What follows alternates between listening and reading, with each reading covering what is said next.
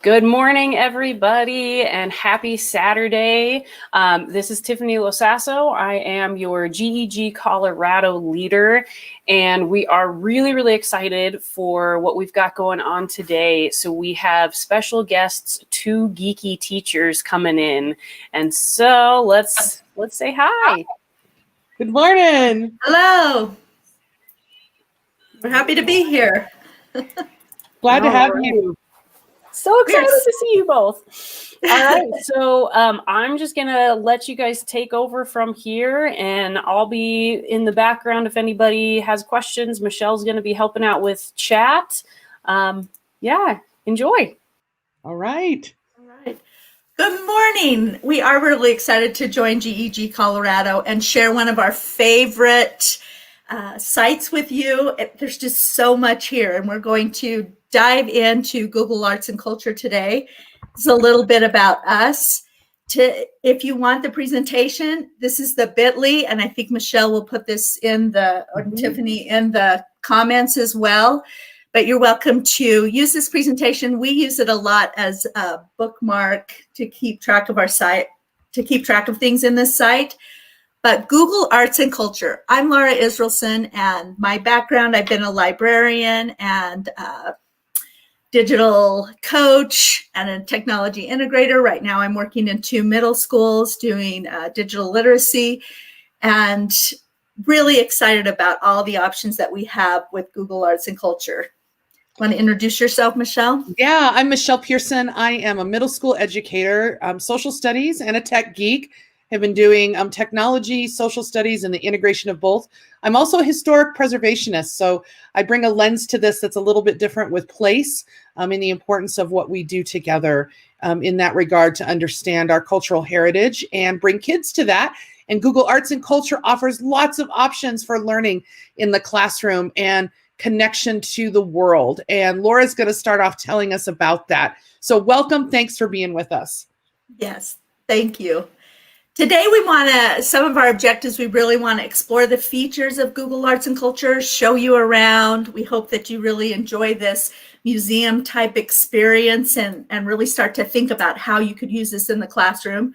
We're going to go through with some different options for virtual field trips. We'll show you several ways to use this for virtual field trips. We're going to crowdsource and really talk about some curriculum connections inside of Google Arts and Culture and what you can do with that. We have pushed the envelope with STEAM and primary sources, and we'll also talk about how you can create your own favorites inside of Google Arts and Culture and become your own museum director, right? Yeah, absolutely. Okay. So do you want to talk about the back channel and what we're doing today with that?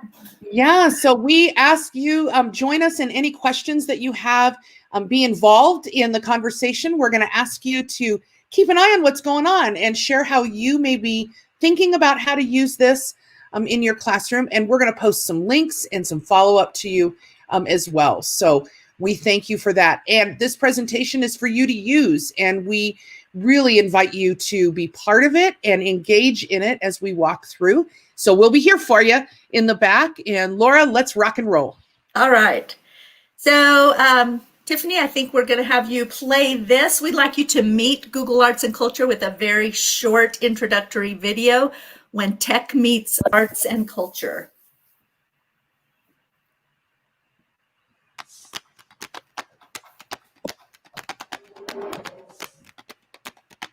Inspiration is spread around the globe,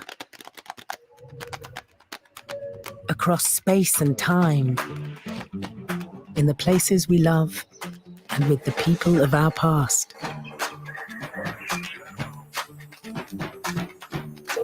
Art has changed the way we see the world and the way we see each other. We started with simple tools for food and fire, and then carved statues of myths and heroes. And we built monuments to last forever. There is so much to see, learn, and experience. With the Google Arts and Culture app, you can immerse yourself in 360-degree views using Google Cardboard. or zoom in to reveal the secrets of a masterpiece.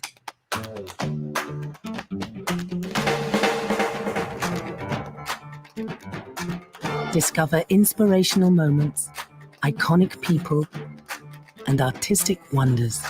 Search by time or even color. Save your favorites and share them with the world. Explore more with Google Arts and Culture. Download the app and get inspired every day. Where will you start? Thank you. Yeah, so just a nice little introduction. So we're going to dive in and talk about how this works in your classroom and what we have been using this for. So it's kind of an amazing thing. I'm going to go live with Google Arts and Culture and take you on a little bit of a tour to show you around. So you can just get lost on the first page of Google Arts and Culture. So this changes. It's even a little bit different than it was last night. So they're constantly adding something new. We like to come in here and just check things out. This is the first page. And so often there will be some kind of an exhibit here, and you can just walk right in. It depends, like this one has zoomed us in close enough to see the brush strokes in Vermeer's paintings. If you go down further, this is just the front page. There's a whole article about what's new today about food waste. And if you go in, there are articles and art and different stories about food, what's going on with food. And we'll talk a lot about these and dive in a little bit. But just imagine that this is just the front page. So sometimes we send our kids here to explore the front page. You can go into museums, places, things to do with your phone. You can do a reality check. They usually have something here that you can go in, and it's just so well done. Everything that they do, it's Google. I can go in and have an immersive experience and really see these augmented reality items and artifacts and enjoy a museum quality, sometimes even better. Sometimes I can get closer to things than I could in a museum. So I'm bringing this museum into my classroom, into my home. So just on the front page, I can explore museums. This one is the A to Z of art. Today's the letter K. They usually have a different letter. And so these are museum collections that are curated from around the world, and not just museums. We'll talk more about that, but national parks, science and history museums, all kinds of different collections. So go ahead. Oh, Laura, I want to pop in and say something about that. Understand that the museums are broad-based as well, not just art. So you're getting natural history, you're getting museums of architecture, you're getting places that are generally accessible to the larger public, but it's opening up the whole world to students, especially right now when many of our cultural institutions are not available. So really important to think about that. It's not just your standard art museum. Although it's called Google Arts and Culture, it really does have that cultural piece. So thanks, Laura. I just wanted to pop that in. I love that too. There's a lot of different ways to interact with the artifacts. And one is just by color. If you choose a color, it'll take you into artifacts and art that are just based on that color. I mean, it's really an immersive experience in terms of all the different ways that you can access artifacts, access information. Whenever you see one of these little guys on Google Arts and Culture, it means it's a Google AR experience. You can go in and walk around. So for example, let's say, and this on the front page, again, they have something different all the time. So this one was new this morning, but if you go in, and they've done a beautiful job with giving you some information, but anytime you see these arrows, you can go in and really explore and walk around and even, feel like you're there. But they're taking you into places, into museums, into locations all around the world. I want to go back to that for a second. If I keep going down, So that was I'll get some information, and it's loading beautiful pictures.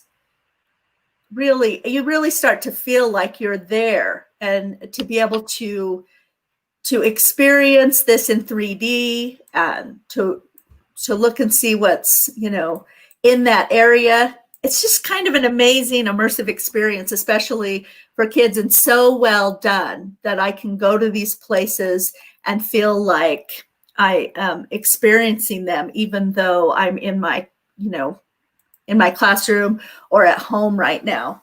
And so remember, too, you can see their eyes light up when they go into this type of piece. It really is an immersive thing for them. You're going to have a hard time pulling your students out of a virtual tour. They're going to want to dig around. So think about how you can use these virtual tours together with lots of different things, because you can do a scavenger hunt.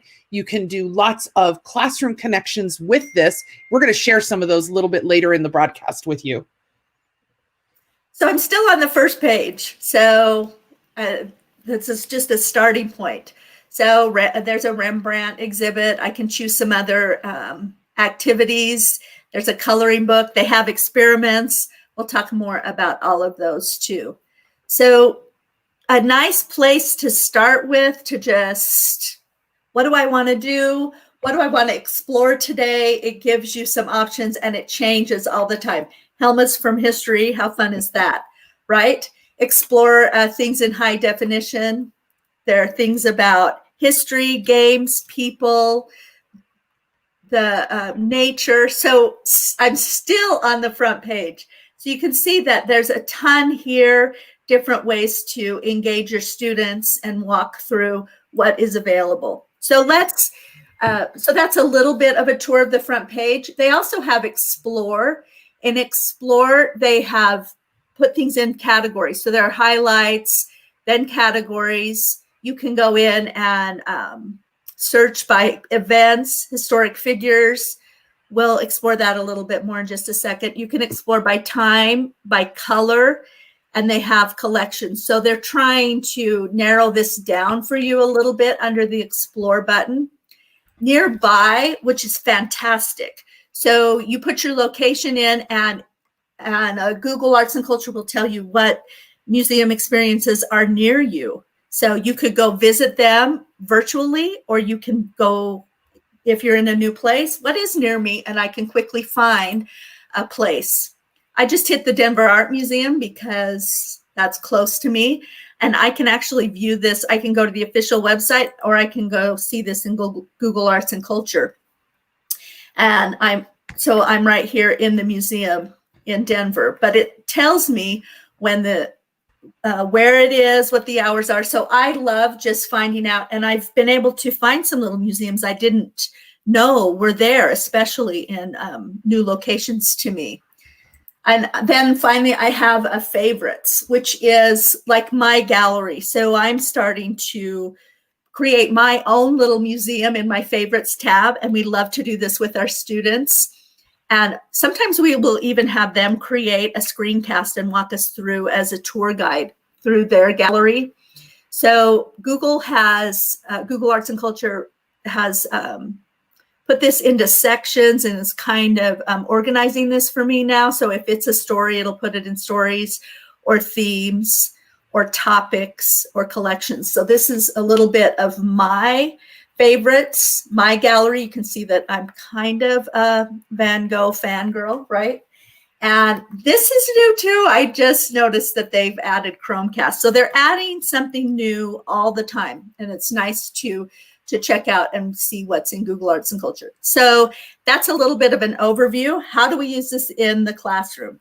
And Laura, I'd like to pop in there because I think this leads right into that. Some of the chat is having a conversation right now about what resources are out there and how do we have access to curriculum resources that integrate Google Arts and Culture. And I think something that's important to think about here is that many of the agencies that we see that have virtual tours, that have collections, that have resources that have been funneled into Google Arts and Culture and partnered with Google Arts and Culture have curriculum resources on their sites. So I can tell you the National Park Service, for example, may have a Google Arts and Culture tour, but then in their educational section may have resources and curriculum that support that.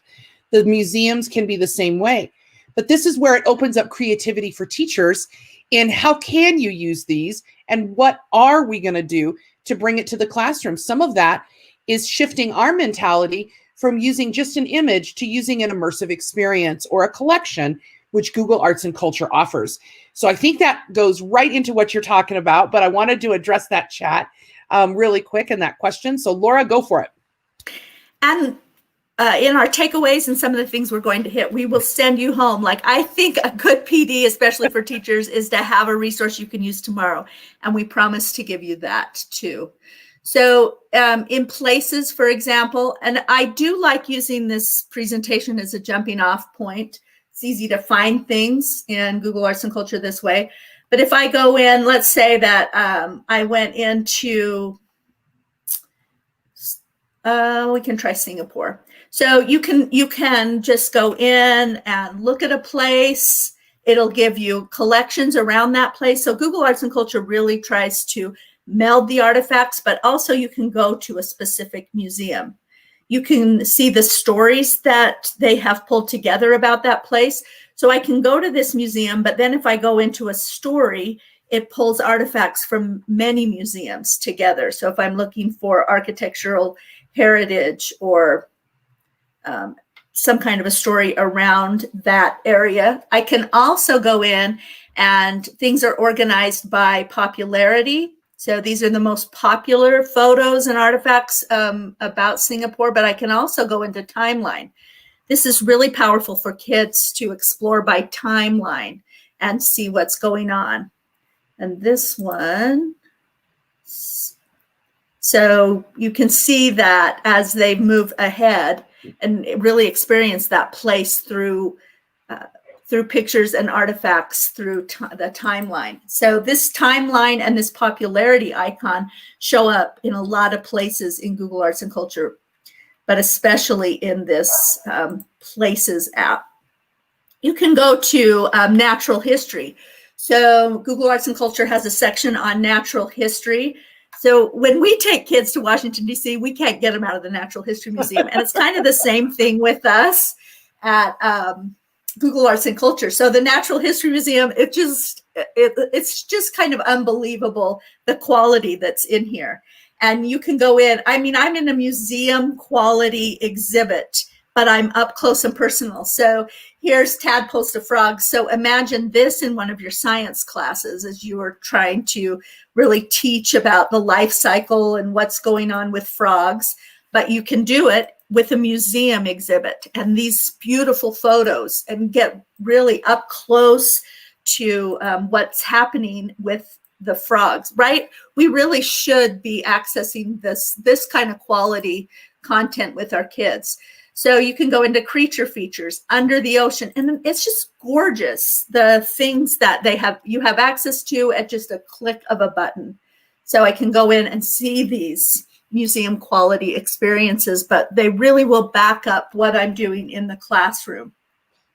And Google has a real commitment to ensuring that we have got a large scale, high quality image. So they are not loading anything in here that is low quality. So what you're seeing in the images and the 3D work that they're doing and the immersive experiences are all very high quality. So when your students are using Google Chromes or they're in the classroom, the viewability of these items is exceptional on the zoom in, which really makes it a great opportunity for them to analyze things closely and to think about things critically. And so that's something that you might think about, because in a world right now where it's hard to share tactile things with students in a classroom or microscopes, anything like that, Google Arts and Culture in their science features and other things can offer that by zoom in. And because their images are so high quality, it makes it that much better. I love that. And they have some tour guides and other things in here. So again, I'm kind of walking through these different museum experiences. They're starting to add these 360 videos, which bring things to life. I'm going to play just a short little bit of this one. So it'll walk you through, and you have a tour guide, and they'll talk to you about things. But I kind of want to show you how immersive this is and what they're bringing to kids. So this is in Berlin, and this is the exhibit on the giraffe attack. And while this is a video, it's 360, so I can do this. I can really look around and be in this. In this exhibit, they start to project on the walls and tell the story. And I'm going to fast forward just a little. Then they start to bring this dinosaur to life. And this is part of the experience that these 360 virtual exhibits give the kids. So I just want you to watch this for just a second.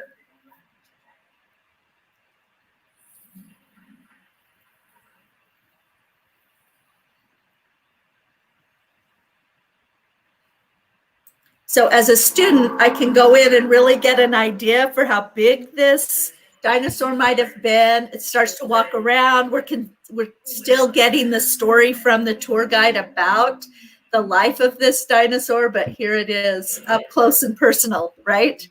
So I love these 360-degree videos, and they have more all the time that they are working on. Different exhibits, these insects up close, but look at this. So again, just like Michelle was saying, the quality of the picture to bring kids in and study insects and study them from this angle, and to really get this kind of information from scientists and from museums who are working on curating these beautiful exhibits. So amazing what's available to them and what's available to us just from a click, right, that I can see. So this is a little taste of the nature and science and natural history.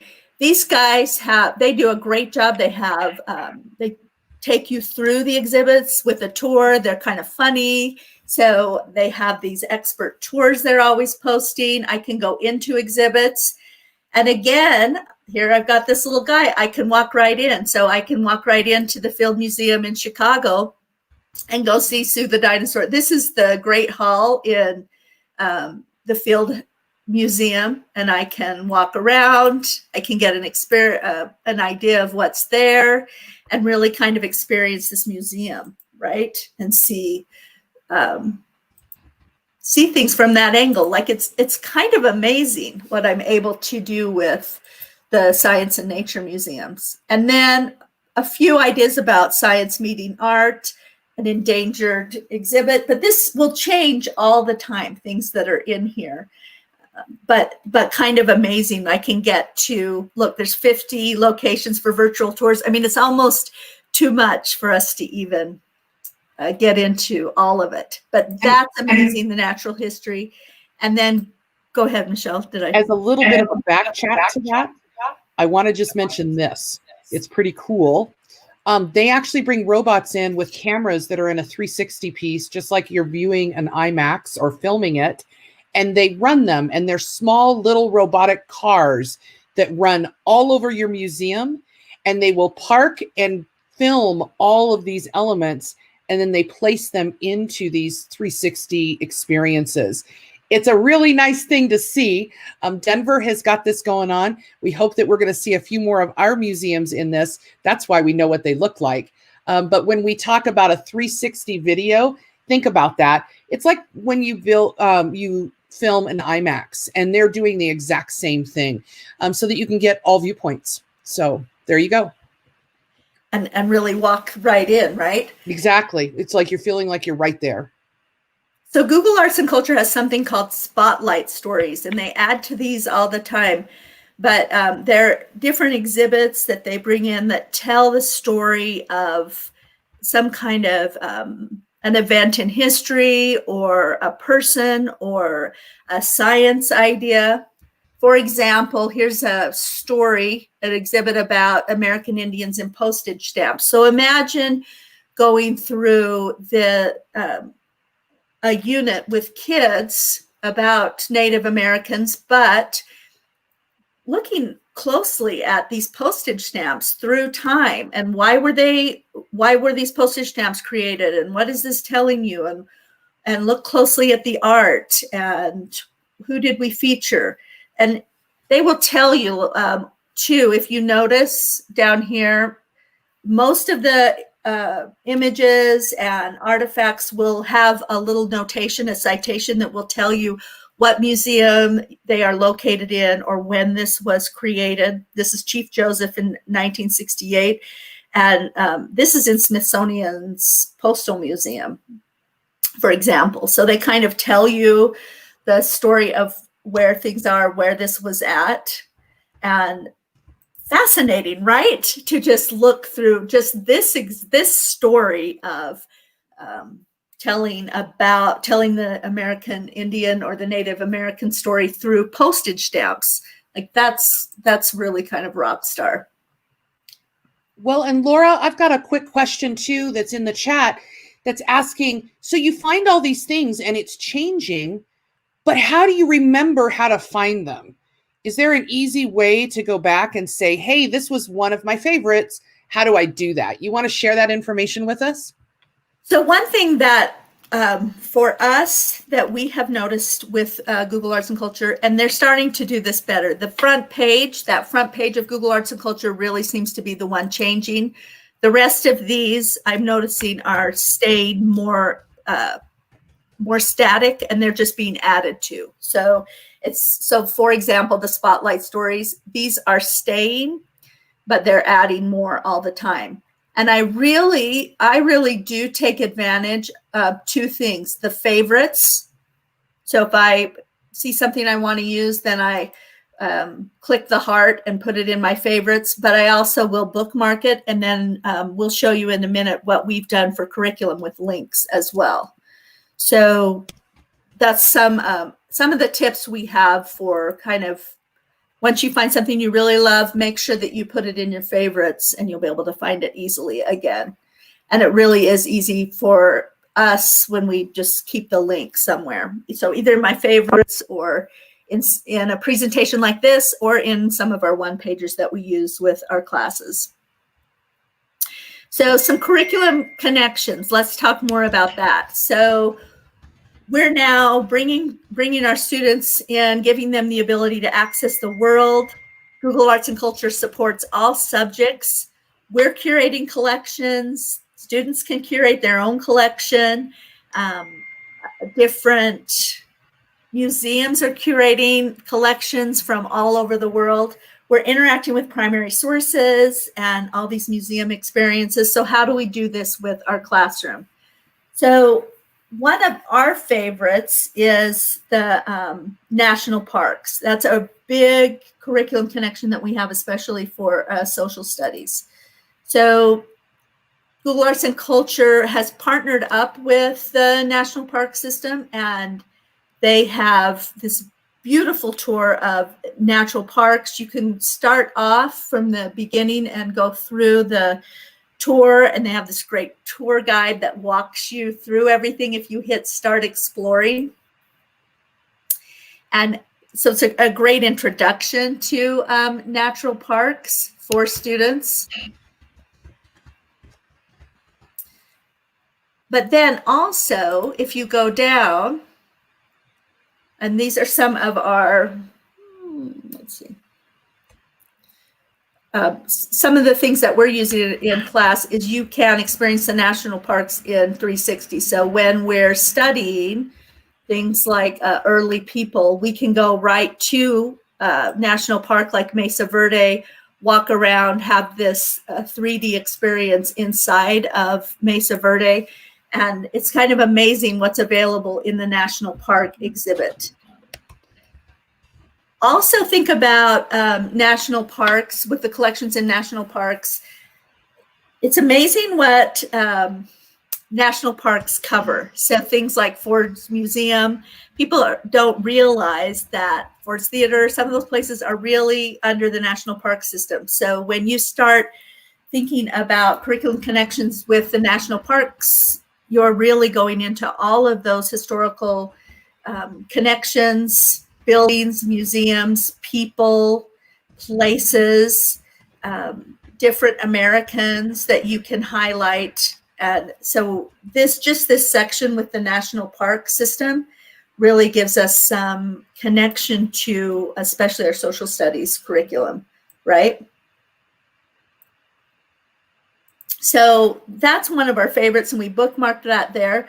But we kind of want to show you how we're taking that into curriculum and what we're how we're curating that. So, for example, with our national parks, this exhibit is in the national parks.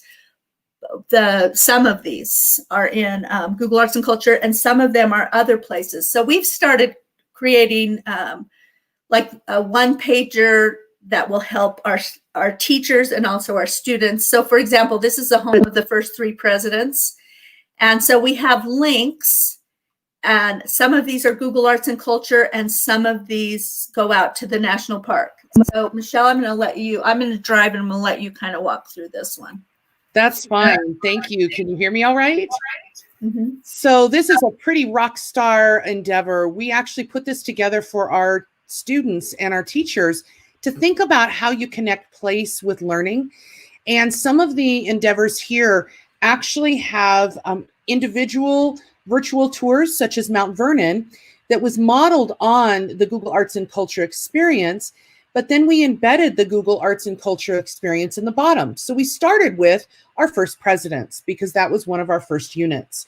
So we actually have the students exploring different places that are associated with the presidents and asking them critical thinking questions that can allow them to think about the place that they're seeing and the content and how it connects to their unit of study.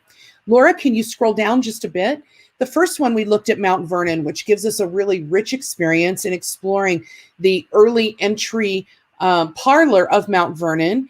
And then we went on to talk about President Adams. Now, Google Arts and Culture and all these other pieces look at things in different ways. They may look at a large room, such as this one with Mount Vernon, that's going to give you a virtual tour that has hotspots on it that you can actually click. This actually brings you to the front of Mount Vernon, and you can go into the different places here in the estate itself. And once you do that, it'll walk you into different resources that are there. So students can think about, how was it built? What does it look like? And how did people live there? In this particular part that Laura is showing you right now, it's showing an upfront close look to what Mount Vernon exterior actually looks like. So Laura, can we exit out of this? Oh, there's a great view out of the window at the top, which is one of the special places in Mount Vernon. And actually, this is so important for kids to see, because even on a tour, you don't often get to go to this particular room. So this is giving you a place where you can look and dive in and get a behind the scenes look that people don't actually get to see on the Mount Vernon tour. So Laura, could you exit out? And I'd love to go to the Adams house, if possible, the first one, so that we can show that. This is a Google Arts and Culture virtual tour that was done with Adams Library. Look at the rich place this is for kids. And because of the way that Google films things, you can circle the room. You can look at all of the items. You can move around the room. And you can actually do close investigation by zooming in to see what's there. And think about asking students what would be there at one time, or what would be there now, or maybe it's out of place. One of my students caught, for example, the lamps that illuminate this room. They said those wouldn't have been lamps that were there during that time. And that's absolutely correct. They weren't. But then we asked, what would have been there? And over time, how did this room change? This actually is one of the most beautiful places on the Adams historical site in Massachusetts. And it was used by both presidents. and it has a wealth of books that are here and artifacts. And it's hugely important to the Addams family, so important that they built it out of stone, and they built it so it was fireproof of the time. And you can have kids investigate to find that out. Now, look what Laura's doing. She's moving to the door, and we gave an inquiry question to kiddos and had them look all over the room to figure out, how do you know why this room was not only important, but how it was built? And if you look out the window, you can see that it was built of stone. And that was fireproofing, because the collection here was so expensive and so important to the presidents that the library wasn't included in the main house where the kitchen was, because they didn't want to lose it. So Google Arts and Culture gives you an opportunity to look at large landscapes and multiple rooms, or it may take you into just one room that you can investigate in a deeper fashion. And this is great for thinking about inquiry, scavenger hunts. There are 100 different ideas that you could use for this. And it also gives an idea to students about, how do you look at your environment? Do you look at just one option or view or lens, or do you actually look around? And this acts just like you were standing in the room, and you can turn around and look at everything ahead of you and behind you. So Laura, do you want to pop down to the last one, which is Poplar Forest at the bottom of the Google Arts and Culture sheet? It's the very last link. This is an arts and culture piece that was done at Jefferson's really kind of vacation home called Poplar Forest. It's outside of Charlottesville. He would visit here. It was a very special place for him. He did a lot of writing and a lot of thinking here, and it's a special house and landscape. And this house is very raw. There's not much in the house, but it shows you the materials and what's happening over time. And right now, archaeology is taking place there. You can walk through the house and see a very different view of a place that's important. There's the archaeologist right there. So when Google Arts and Culture came out, they actually showed what a working archaeologist would be doing on site, and you can see what's happening on the property. So it's pretty neat to think about, how can you use these different views of places and different views of museums to engage kiddos in a deeper sense of inquiry in the classroom and to connect to the places they're studying. Kids will know often of Monticello if you speak of it, or the White House, but I have a lot of students now that know of Poplar Forest and understand that this is where Thomas Jefferson invented his ciphering machine, his handheld copier that he used to copy all of his letters, and he took it back to Monticello. That happened here at Poplar Forest. So Laura, I'll let you go ahead, and we're going to give you this reference sheet so that you have it. We'll pop it into chat, but in the same sense, we will also share it with all of our resources at the end too. So Laura, go on. It's also linked here as well. So these are just some ways that we've been using Google Arts and Culture recently. So this is the 100th anniversary of women having the right to vote, women winning the right to vote, Yep. we like to say. So we actually curated a lot of resources from the Library of Congress, from different places that we are giving to teachers, but also working through with kids about women's suffrage. But we added Google Arts and Culture, and more of the Google Arts and Culture collections are coming up under topics like women's suffrage. And look at the beautiful job that they did. But we added lots of different museums and other collections, things that kids and teachers would have the option to see, right? Just with the women's suffrage. But if I go into the Google Arts and Culture, some of the things that we pulled, look at the amazing exhibits that they have just on women's suffrage. So go in and search the subject that you're working on, but then link it and use it. But imagine this, sending students through the story of women's suffrage with Google Arts and Culture.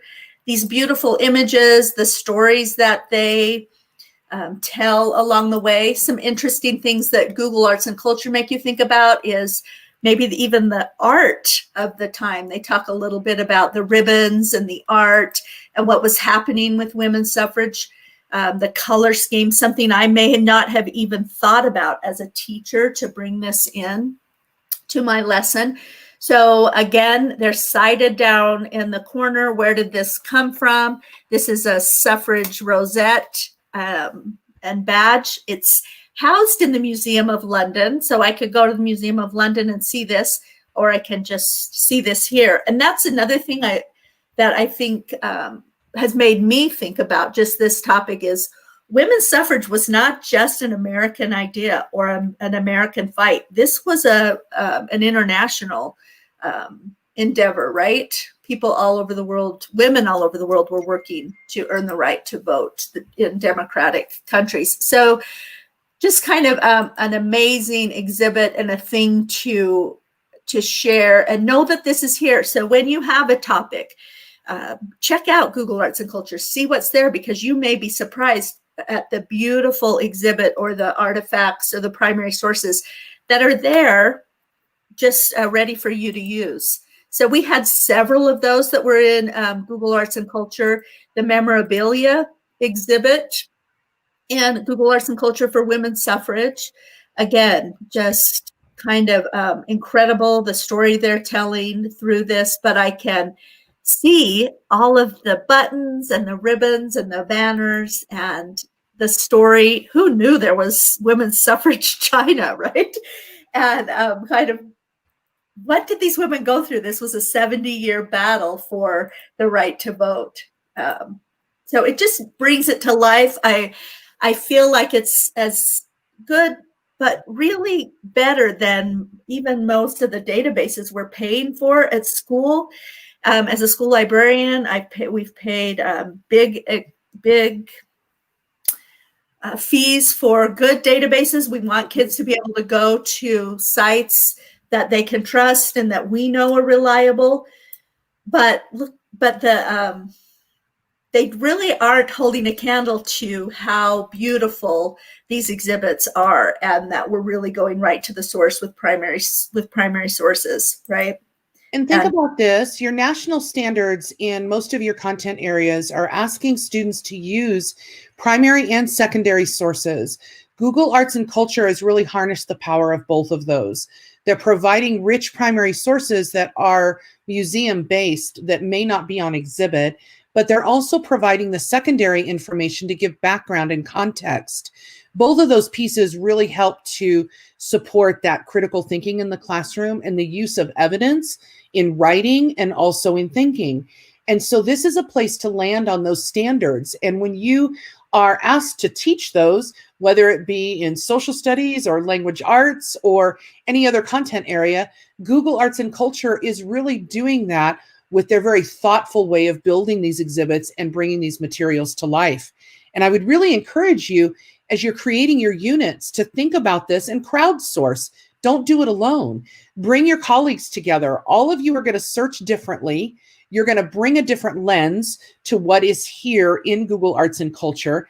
And if you crowdsource like we did with the women's suffrage piece, you're going to find lots of things that you never found on your first search. So bring your team into it and engage them, and then think about how you can use that to really meet those standards and those evidence objectives and outcomes that you want for your students. One thing to notice too, anytime that you see this, watch for this. This is really that magnifying tool. So you'll be able to go in and really examine something closely and zoom in. So if you wanted to get closer to those, so those will show up in the exhibits as well. So we really like this idea of, like Michelle said, crowdsourcing, bringing in, also tying in picture books and other stories of, as we pull in resources and curate resources for our lessons. But a great way to add Google Arts and Culture in. And this kind of went up very quickly. Had a request from a 6th grade team. We need some virtual field trips on early people. We're studying this and we need to engage our kids a little bit. So we went to Google Arts and Culture, our databases. What do we have? We wanted to pull in some really good resources for them. And again, we could take, and we showed you this Google Arts and Culture Mesa Verde, but it's amazing how often Google Arts and Culture came in. But there were other resources, national parks, databases. So think about how you're curating your materials and virtual field trips, what's out there, what's available. But this happened pretty quickly, and we were able to pull in rich experiences that have to do with especially in Colorado, with early people. But Google Arts and Culture showed up. So to be able to go in and really use that Google Arts and Culture experience with the national parks to tell the story of early people is really powerful, right? And to use this exhibit and to walk through what was going on and how they are trying to preserve and how the early people lived. So again, just great exhibits and museum quality and VR quality and the ability to get in there and explore with early peoples. So that. Yeah, and as a quick side note to that, archaeologists, historic preservationists, people in the field are using Google a lot. Of course, we've used Street View to take a look at buildings and places in the present or as close as we can sometimes. But I can't tell you how many times that historians and archaeologists actually land on Google Arts and Culture and these resources to take an up-close look when they can't be at the site themselves. Because of the zoomability and the context that's been placed here with scholars, it gives really easy access in a pinch, especially when you have a question from the community or a question from a kiddo. So next time, instead of looking for just a plain image, hop into Google Arts and Culture really quick and see if you can zoom in.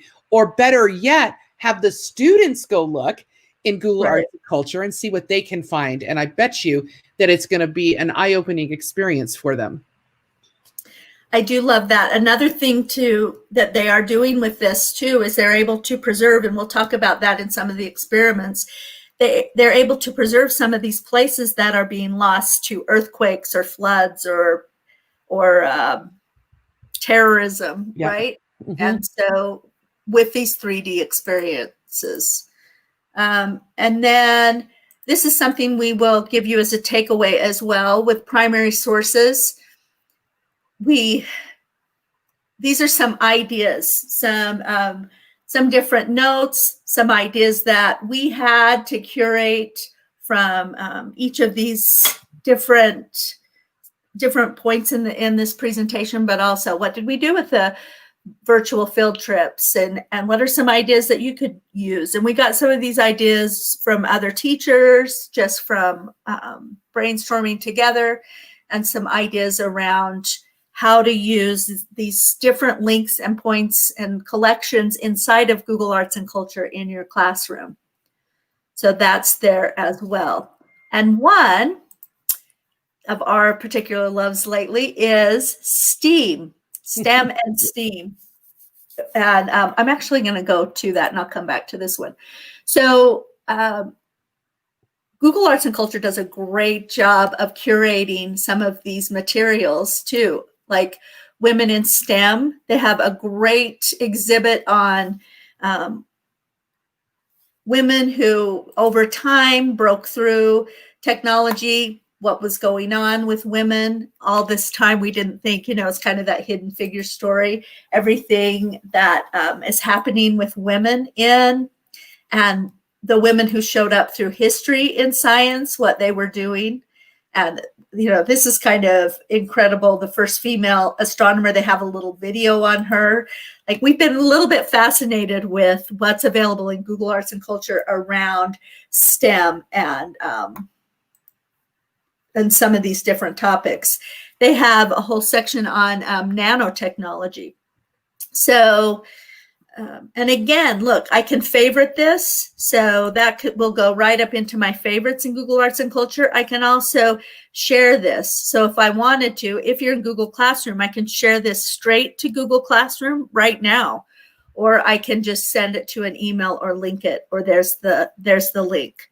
So if you come across things, click on the share button or click on the favorites button too. So this might be something, especially I have a high school science teacher that's using this nanotechnology exhibit right now, and really going through the whole history of what has happened and what's going on with the study of nanotechnology. So kind of amazing. And again, those beautiful images, right?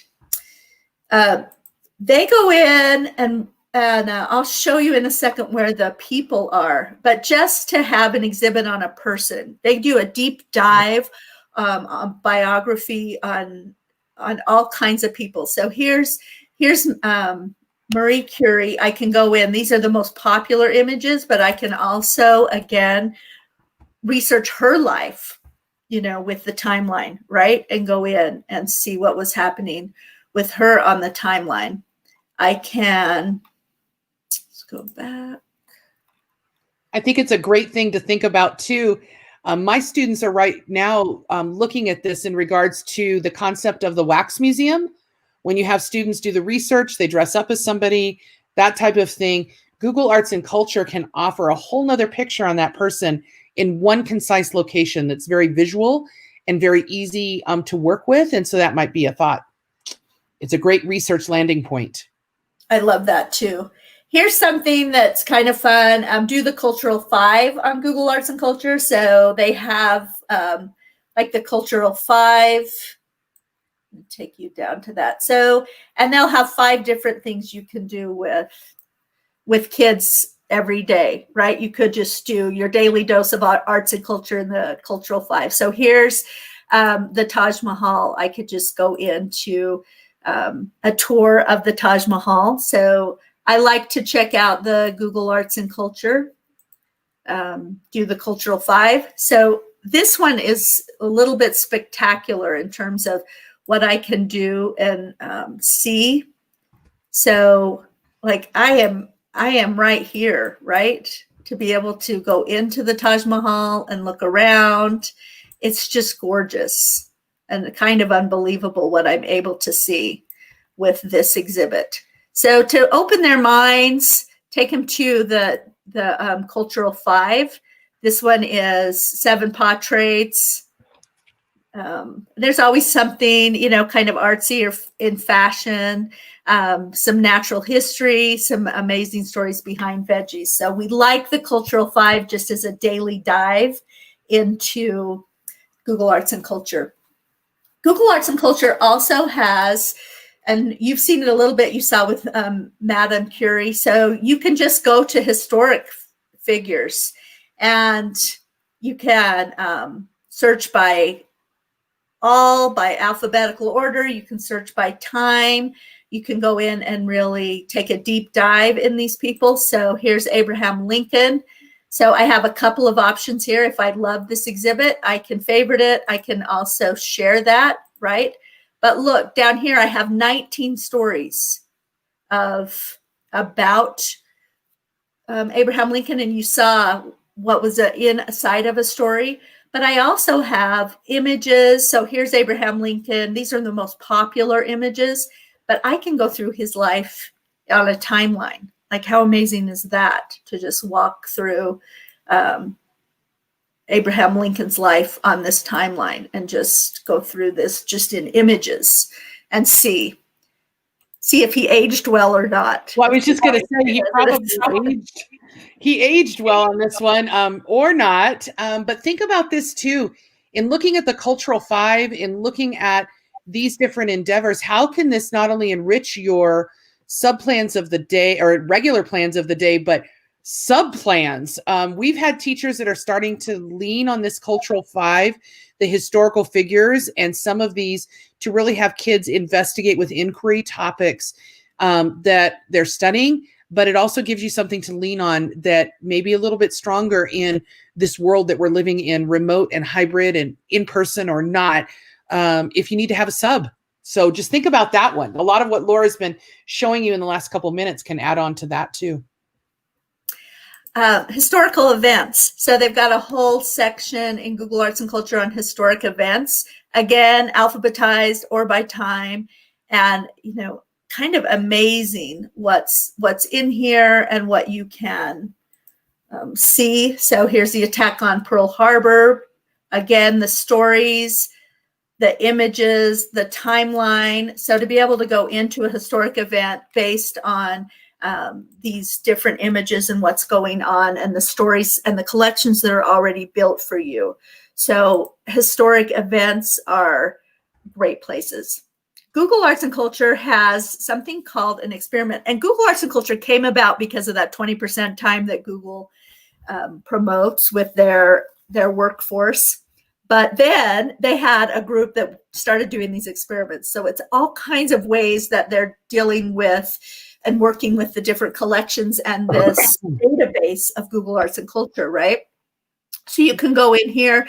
This one's beautiful, The Heartbeat of the Earth. This one's kind of a new one, but I can go in and look at timelines. I can actually, when you launch these experiments, you go in. This one is the coastline. What will happen as the glaciers melt? What could happen to the coastline? And this is an experiment that actually walks you in, and as you